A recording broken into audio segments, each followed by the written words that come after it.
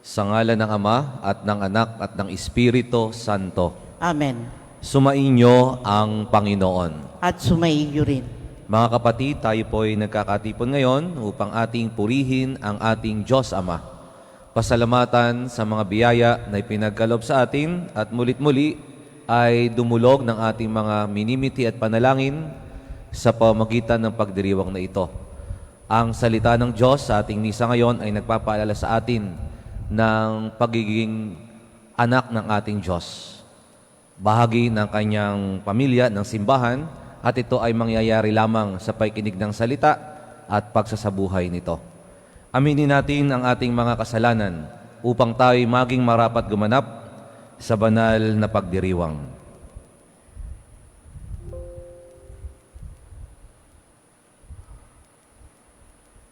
Inaamin ko sa makapangyarihang Diyos at sa inyo mga kapatid, na lubha akong nagkasala sa isip, salita, sa gawa at sa aking pagkukulang. Kaya isinasamo ko sa mahal na Birheng Maria, sa lahat ng mga anghel at mga banal, at sa inyo mga kapatid na ako'y panalangin sa Panginoong ating Diyos. Kawaan tayo ng makapangyarihang Diyos, patawarin tayo sa ating mga kasalanan, at patnubayan tayo sa buhay na walang hanggan. Amen.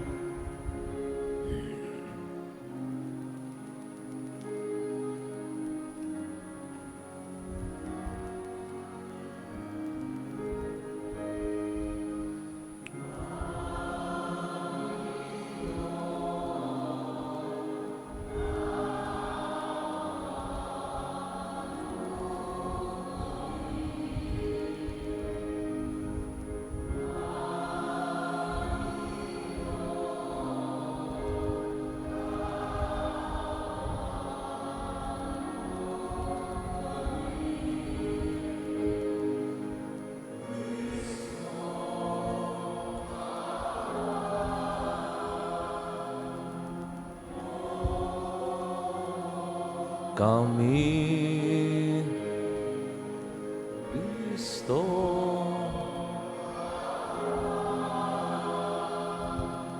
mo kami, Panginoon, kaawaan mo kami. Panginoon, kaawaan mo kami. Manalangin tayo. Ama naming makapangyarihan, itinakda mong ang lahat ng mga utos mo ay mauwi sa pag-ibig sa iyo at sa kapwa-tao. Ipagkalubong sa pagtalima namin sa mga ito. Kami pagindapatin mong sumapit sa buhay na walang katapusan sa pamamagitan ni Jesucristo, kasama na Espiritu Santo, magpasawalang hanggan. Amen. Ang lahat po ay magsiupo.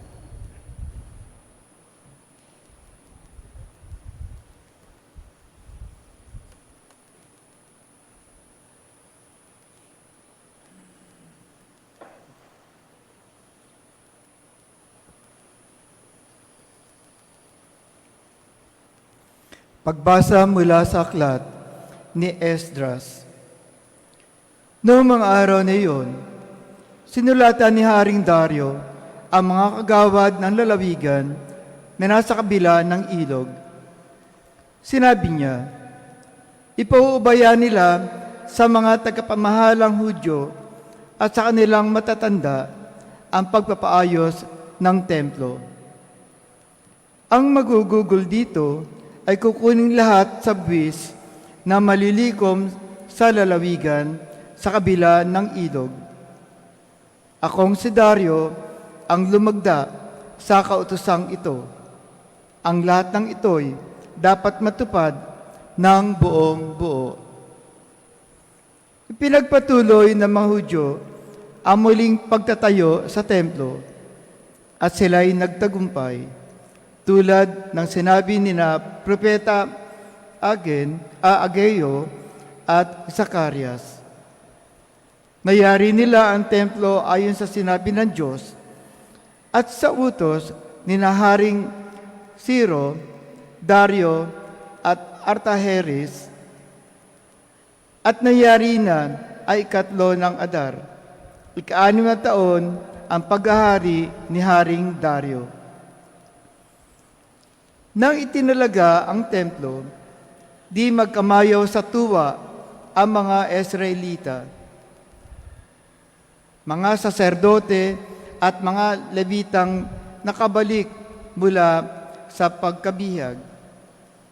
Nagandog sila ng 100 toro at 200 tupang lalaki at 400 kordero.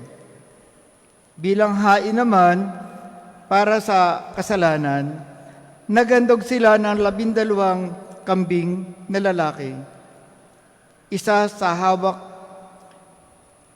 bawat lipi ng Israel. Pinagpangkat-pangkat nila ang mga saserdote at mga Levita. Sila'y binigyan ng kani-kanilang gawain at araw ng panunungkulan sa templo ayon sa kautusan ni Moises. At na 14 ng unang buwan, ipinagdiwang ng mga nakabalik mula sa pagkabihag ang Pasko. Nakapaglinis na ngayon noon ang mga Levita, kaya sila ay nagpatay sa korderong Pampaskwa para sa mga nakabalik, sa mga saserdote at sa mga kapwa nila Levita. Ang salita ng Diyos. Salamat sa Diyos.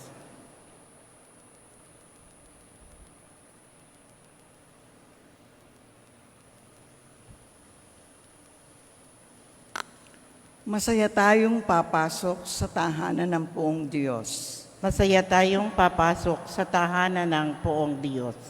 Ako ay nagalak sa sabing ganito, sa bahay ng poon ay pumasok tayo. Sama-sama kaming matapos sapitin ang pintuang lungsod nitong Jerusalem. Masaya tayong papasok sa tahanan ng poong Diyos. Yaong Jerusalem, kay ganda ng anyo. Maganda ang ayos ng muling matayo. Dito umaahon ang lahat ng angkan, lipi ni Israel upang magsambahan. Masaya tayong papasok sa tahanan ng poong Diyos. Ang hangad, ang puon ay pasalamatan, pagkat ito'y utos na dapat gampanan. Doon din naroon ang mga hukuman at trono ng haring hahatol sa tanan. Masaya tayong papasok sa tahanan ng poong Diyos. Ang lahat po ay magsitayo.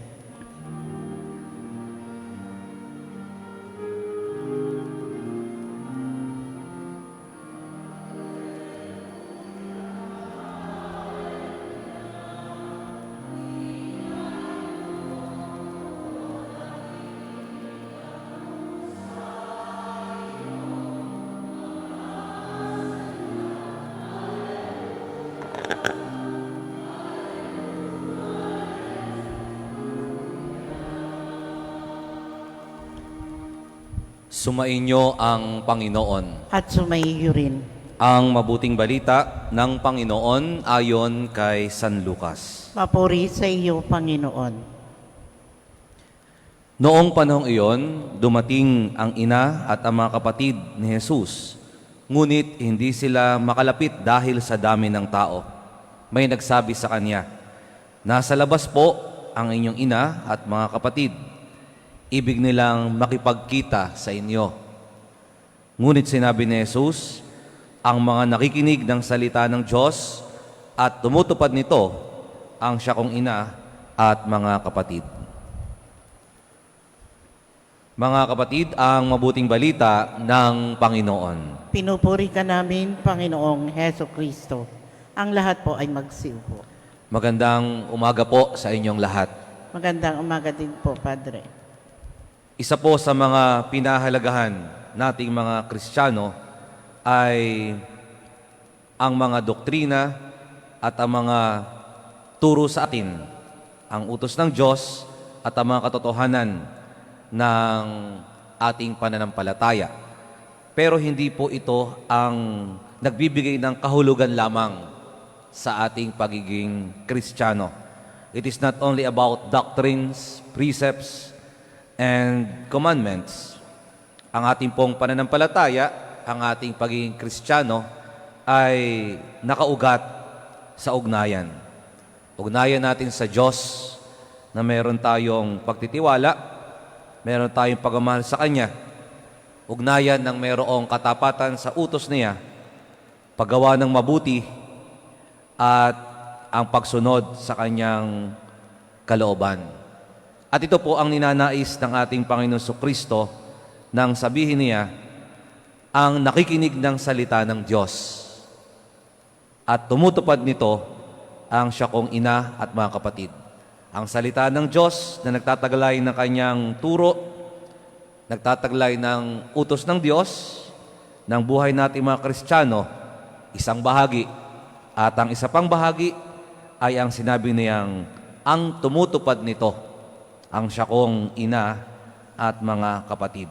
Kaya pinapalalahanan tayo ng ating Panginoon Kristo ng kung atin itong ginagawa. Ang pag-aaral at pagsabuhay ng ating pananampalataya. Kaya po binigyan niya ng highlight yung mga tao na nasa harapan niya. Hindi naman ho niya binigyan ng less importance yung kanyang ina at mga kapatid o yung kanyang mga pinsan na tinutukoy ng kanyang mga alagad. Kundi, binigyan niya rin ng magandang estado yung nasa harapan niya na sumusunod sa kanyang utos, sumusunod kung nasa ng ating Panginoon Kristo at ang pakikinig ng salita ng Diyos. Dahil ito ang bumubuo nung sinasabing spiritual family. Ito yung sinasabing bumubuo ng simbahan ng sambayanan. Those who share a deep connection with Him and with God through faith in God's Word and living out its meaning, yung pagsasabuhay ng salita ng Diyos. Yung pong sambayanan, yung simbahan, yung spiritual family na sinasabi ng ating Panginoon Kristo ay binibigyan ng halaga sapagkat ito yung magiging pamilya natin pagkatapos ng buhay dito sa lupa.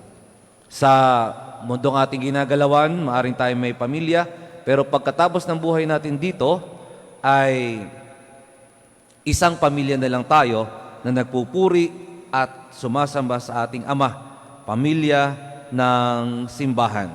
Kaya binigyan din ng halaga yung mga nakikinig ng kanyang salita, yung kanyang mga nasa harapan, dahil sila yung halimbawa ng paikinig at pagsasabuhay ng salita ng Diyos ng ating pananampalataya. Paano po ba binigyan ng paalaala ng Panginoon ang paikinig sa salita ng Diyos at ang pagsasabuhay nito?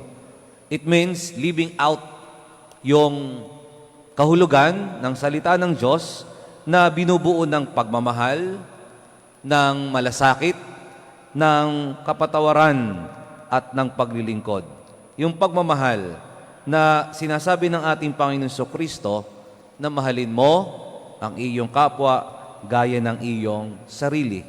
Yung malasakit na kanyang ipinakita sa tuwing araw ng pamamahinga ng Sabat na kahit pinagbabawalan ang paggawa ay kanyang binibigyang diin ang malasakit sa kapwa na nahihirapan. Kaya siya'y nagpapagaling sa araw ng pamamahinga, yung pagkapatawad. Pagkapatawad na pinagnilayan natin nung nakaraang linggo, hindi lamang tatatlo, hindi lang 7, kundi makapitumpung ulit pa nito. Yung paglilingkod. Paglilingkod, lalo tigit, yung dadalhin natin sa simbahan, katulad ng pagdadala nung mga tao sa isang may sakit na hindi makalapit sa ating Panginoon Jesucristo. Ito po, yung pagsasabuhay na ng napapakinggan natin na salita ng Diyos. Kaya binigyang diin ng Panginoon yung mga nakikinig sa Kanya. Kasi sila, yung itinuturing niyang spiritual family na nagsasabuhay ng nakikinig na salita ng Diyos. Ito rin po yung magandang ating pagnilayan at itanong natin na yung bang ating napapakinggang salita ng Diyos na nagtataglay ng Kanyang utos, nagtataglay ng gabay sa ating buhay, nagtataglay ng pagmamahal ay naisabuhay natin paglabas ng ating simbahan, pagkatapos ng pagdiriwang dito sa simbahan. Na pagpunta natin sa opisina, tayo naglilingkod ng mula sa puso, yung sinasabing doing the Christian way of love. Naglilingkod hindi dahil nagtatrabaho, naglilingkod dahil sa ating pagmamahal sa ating kapwa. Laging may extra effort. Gayun din sa ating pamilya. Yung pagsasabuhay na napakinggan nating pagmamahal. Yung pagsasabuhay ng napakinggan nating pagpapatawad na ating naibibigay at naigagawad sa ating pamilya. Kahit merong mga hindi pagkakaunawaan, merong pagtatalo, namumutawi ba ang pagpapatawad sa ating pamilya na siyang tinatanggap natin dito sa simbahan. Kaya po, napakaganda ng paalaala sa atin ng Panginoon para tayo mapabilang sa Kanyang pamilya, para mapabilang sa sambayanan.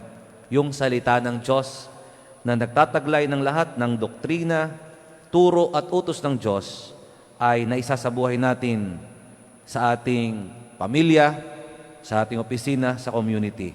Upang pagdating ng panahon, tunay na maging kabahagi tayo ng pamilya ng Diyos, ng sambayanan ng Diyos, dito pa man sa lupa, patungo na sa langit. Ipagdasal natin ng salita ay maging buhay sa ating sarili, may sa buhay ito at maging pundasyon ng ating pamumuhay araw-araw bilang kapatid ng Panginoon, bilang anak ng ating Ama.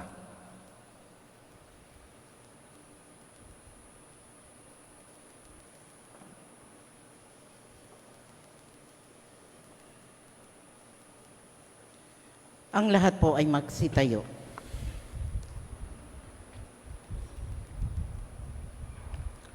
Ang pangaral ni Jesus sa Ebanghelyo at ang kanyang sariling buhay ang ating panuntunan sa pagnanais nating malaman ang kalooban ng Diyos. Manalangin tayo sa Ama upang makasunod tayo sa Kanya at maisabuhay ang Kanyang pangaral. Ang ating tugon, maging ganap nawa sa aming buhay ang iyong kalooban, O Panginoon. Maging ganap nawa sa aming buhay ang iyong kalooban, O Panginoon. Ang simbahan, naway isabuhay ang espiritu na ebanghelyo at tuwinang hanapin ang kalooban ng Diyos.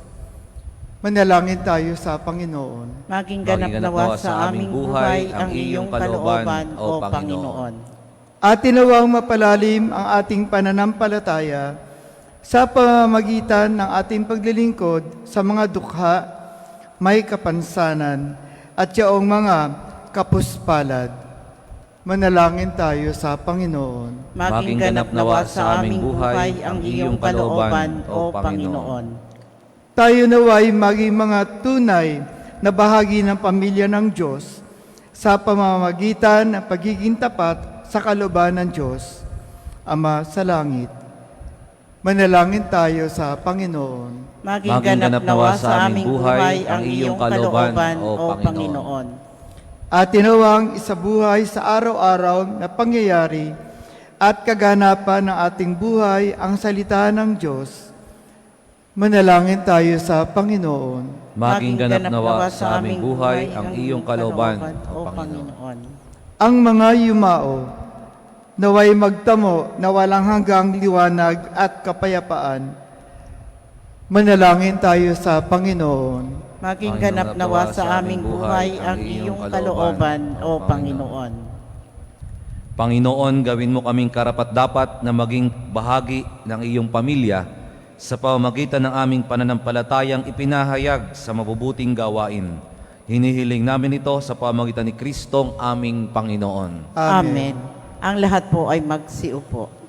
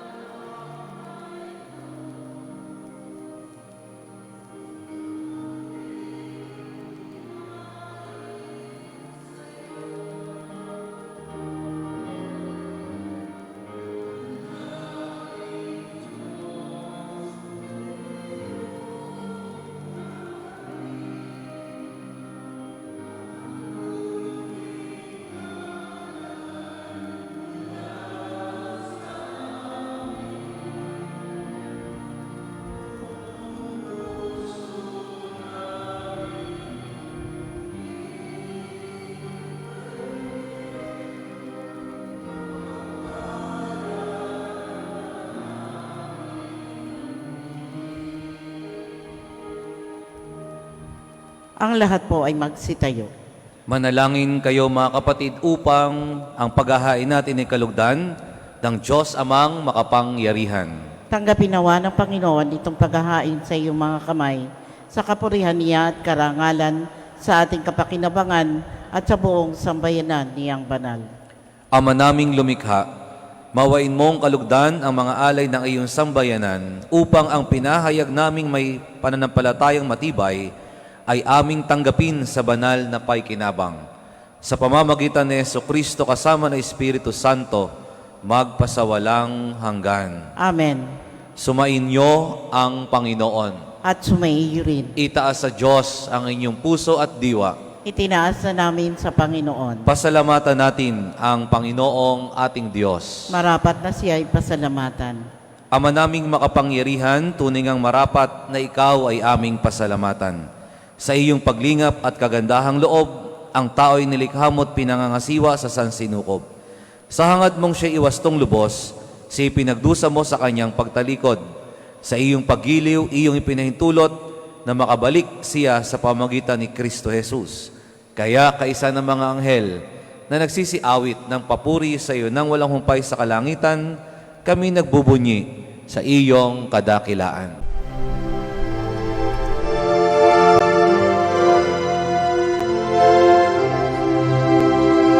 Santo, Santo, Santo, Panginoong Diyos makapangyarihan, napupuno ang langit at lupa ng kalwalhatian mo.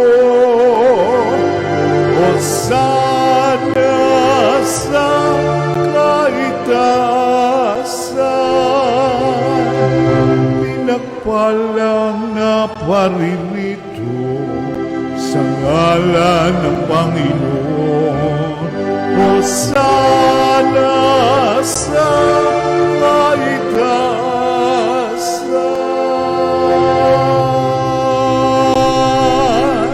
Ang lahat po ay magsiluhod.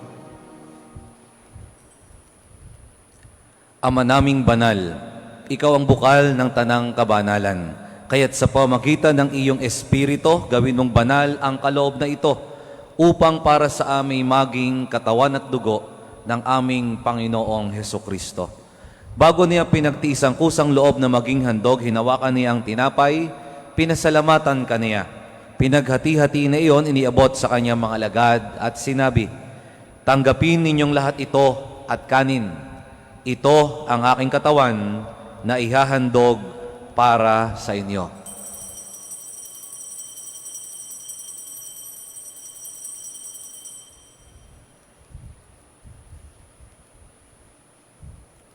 Gayon din naman nung matapos ang hapunan, hinawakan niya ang kalis, muli kanyang pinasalamatan. Iniabot niya ang kalis sa kanyang mga alagad at sinabi, "Tanggapin ninyong lahat ito at inumin. Ito ang kalis ng aking dugo ng bago at walang hanggang tipan. Ang aking dugo na ibubuhos para sa inyo at para sa lahat sa kapagpapatawad ng mga kasalanan. Gawin ninyo ito sa pag-alaala sa akin."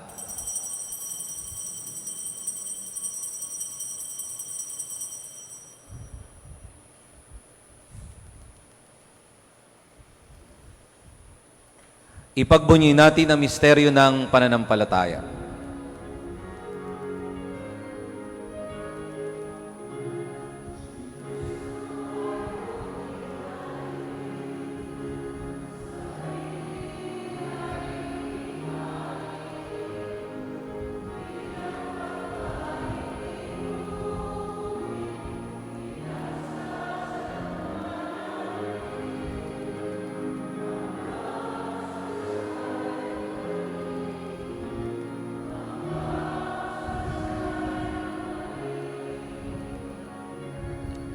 Ama, ginagawa namin ngayon ang pag-alaala sa pagkamatay at muling pagkabuhay ng iyong anak, kaya't iniaalay namin sa iyo ang tinapay na nagbibigay buhay at ang kalis na nagkakaloob ng kaligtasan. Kami nagpapasalamat dahil kami iyong minarapat na tumayo sa harap mo para maglingkod sa iyo. Isinasamo namin kaming magsasalo-salo sa katawan at dugo ni Kristo ay mabuklod sa pagkakaisa sa pamamagitan ng Espiritu Santo.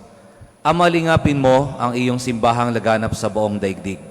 Puspusin mo kami sa pag-ibig kay San Francisco na aming Santo Papa at ni Mel Rey naming Obispo at ng Tanang Kaparian.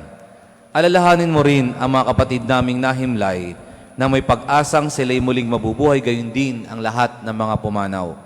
Kaawaan mo sila at patuloyin sa iyong kaliwanagan. Kaawaan at pagindapatin kaming lahat na makasalo sa iyong buhay na walang wakas, kaysa ng mahal na Birheng Maria na Ina ng Diyos, ng kanyang kabiyak na pusong si San Jose, kaysa ng mga apostol at ng lahat ng mga banal, na namuhay dito sa daigdig ng kalugod-lugod sa iyo, may pagdiwang nawa namin ang pagupuri sa ikararangal mo sa pamamagitan ng iyong anak na aming Panginoong Heso Kristo. Sa pamamagitan ni Kristo, kasama niya at sa Kanya, ang lahat ng parangal at papuri ay sa iyo, Diyos amang makapangyarihan, kasama na Espiritu Santo magpasawalang hanggan.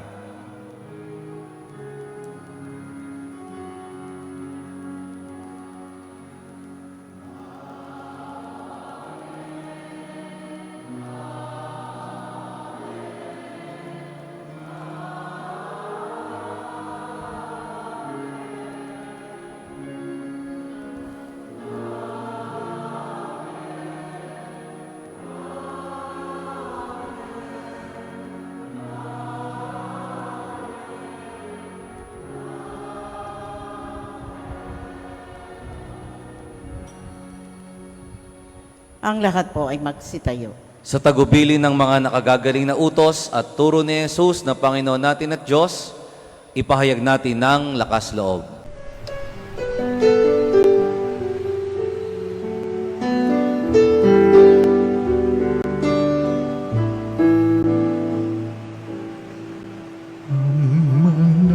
namin sumasalang ka, sambahin ang ngalan mo, mapasamin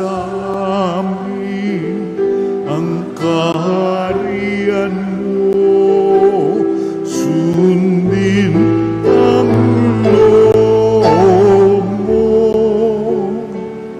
dito sa lupa para nang sa langit. Bigyan mo po kami ngayon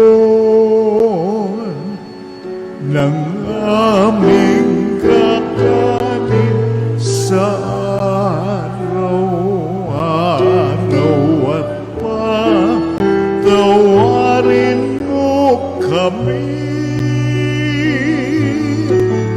sa aming mga sala, para na katawan namin sa nagkakasala sa amin. At huwag mo kaming ibang dulot sa tukso, at yadya mo kami sa lahat ng masama. Hinihiling namin kami iadya sa lahat ng masama, pagkalooban ng kapayapaan araw-araw, iligtas sa kasalanan at ilayo sa lahat ng kapahamakan, samantalang aming pinananabikan ang dakilang araw ng pagpapahayag ng tagapagligtas naming si Heso Kristo.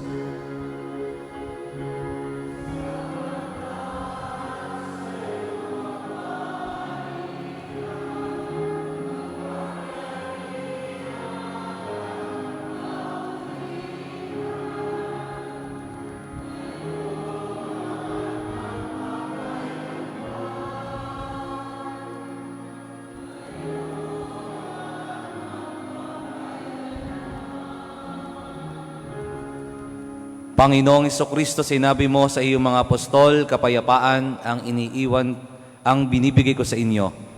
Kapayapaan ang iniiwan ko sa inyo, ang aking kapayapaan ang binibigay ko sa inyo. Tunghayan mo ang aming pananampalataya at huwag ang aming pagkakasala. Pagkalooban mo kami ng kapayapaan at pagkakaisa ayon sa iyong kalooban, kasama ng Espiritu Santo, magpasawalang hanggan. Amen. Ang kapayapaan ng Panginoon ay laging sumainyo. At sumaiyo rin. Magbigayan kayo ng kapayapaan sa isa't isa.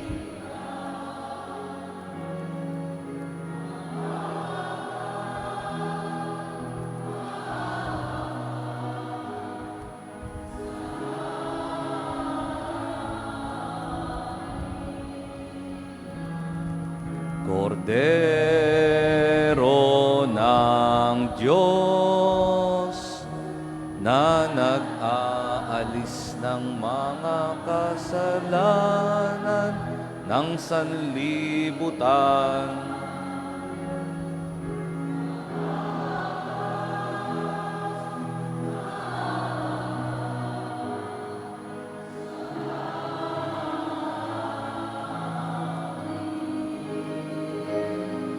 Kordero ng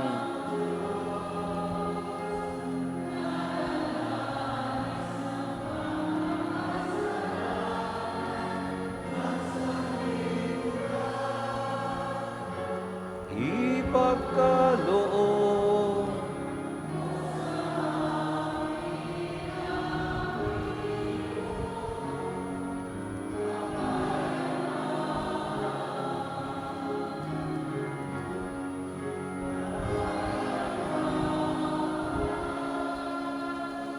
Ang lahat po ay magsiluhod.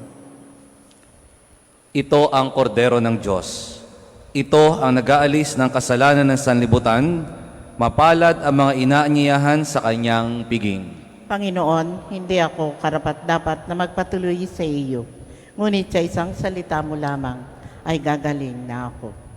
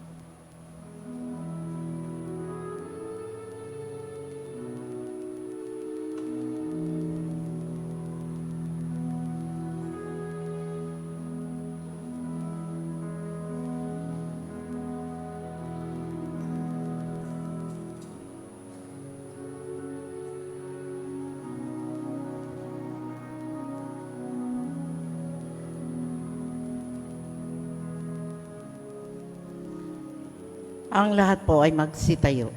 Manalangin tayo. Ama naming mapagmahal, kaming pinapagsalo mo sa banal na paikinabang, ay patuloy mong kaawaan at tulungan upang ang aming tinanggap ay siya nawang umiral sa paumuhay namin sa araw-araw, bunga ng iyong pagtubos na aming pinagdiriwang sa pamamagitan ni Jesucristo kasama ng Espiritu Santo, magpasawalang hanggan. Amen. Sumainyo ang Panginoon At sumainyo rin. at pagpalain kayo ng makapangyarihang Diyos, Ama at Anak at Espiritu Santo. Amen. Tapos na ang ating pagdiriwang, humayo kayong taglay ang pag-ibig ni Kristo. Salamat sa Diyos.